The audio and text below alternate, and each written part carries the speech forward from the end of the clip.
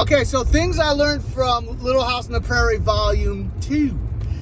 And the other day I was watching this episode, and it was actually the same episode I was talking about the other day about how his wheat got killed and he didn't know what he was going to do. So what he did do was pack a bag and start on this really long walk to go and try and find work, because there was no work in Walnut Grove. So he had to go elsewhere to provide, to look for work for his family. And as he was going, he met up with this other guy, and as they were walking down the dirt road, and Pa Ingalls, his shoe was broken, so his sole was coming off his shoe, and it was flapping back and forth, and he had to tie it together with some rawhide string, and he was walking for miles and miles, and came across this guy who gave him a job as a part of a drill team. So what I mean by a drill team is not that he was part of the color guard or the marching band, or that he was taking part in military drills. Not that kind of drill team. Back in the day when they had to split rock, they had a drill team.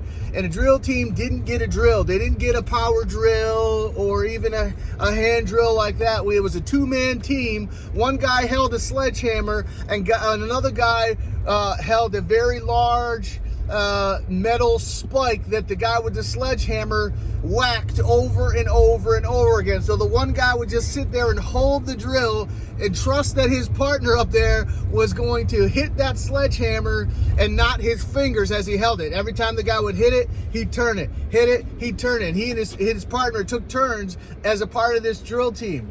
And what that told me is an awesome manhood principle is, or just a principle of life, but I think of it from, as a manhood principle.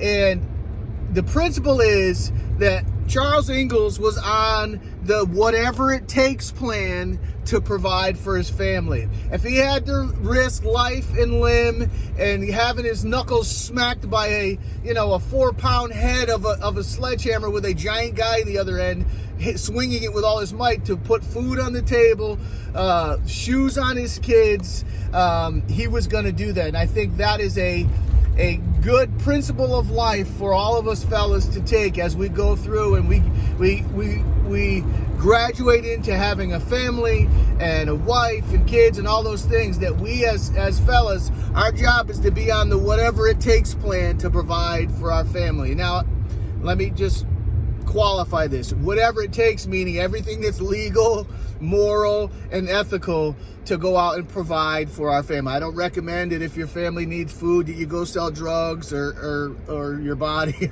or anything of that sort, that you do whatever it takes. Doesn't matter if you're scrubbing toilets, shoveling dirt, no matter what it takes. Be on the whatever it takes plan to provide for your family. Hope that helps you, and get out there today and max out your situation. Later.